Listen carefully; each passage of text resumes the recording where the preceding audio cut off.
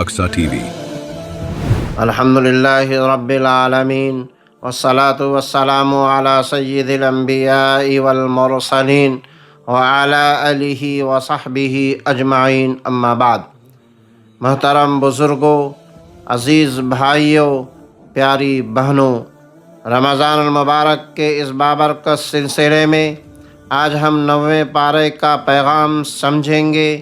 یہ پارہ ہمیں بتاتا ہے کہ حق و باطل کی کشمکش ہمیشہ رہی ہے، کامیابی ایمان، صبر اور اطاعت میں ہے، اور اصل فلاح اللہ کی بندگی میں پوشیدہ ہے۔ اس پارے میں مختلف انبیاء کے واقعات آئے ہیں، جن میں ایک بات مشترک ہے: نبی حق کی دعوت دیتے ہیں، سردار اور طاقتور لوگ مخالفت کرتے ہیں، کمزور اور سادہ دل لوگ ایمان لے آتے ہیں۔ قومیں کہتی ہیں یہ تو ہماری طرح کے انسان ہے۔ حق اکثر ابتدا میں کمزور نظر آتا ہے، مگر انجام کار وہی غالب آتا ہے۔ حضرت نوح علیہ السلام نے طویل عرصے دعوت دی، طعن و تشنیع برداشت کی، مگر حق سے پیچھے نہیں ہٹے۔ آخرکار ایمان والے بچ گئے اور انکار کرنے والے غرق ہو گئے۔ دعوت میں جلد بازی نہیں، صبر اور استقامت ضروری ہے۔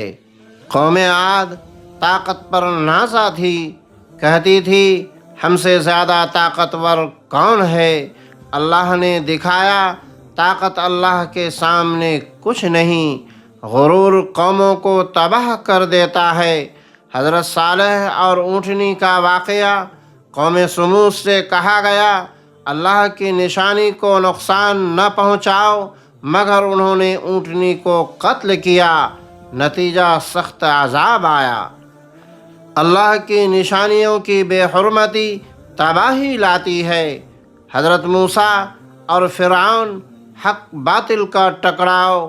فرعون خدائی کا دعوے دار اور ظلم کی علامت، حضرت موسیٰ علیہ السلام کمزور نظر آنے والے مگر اللہ کے مددگار۔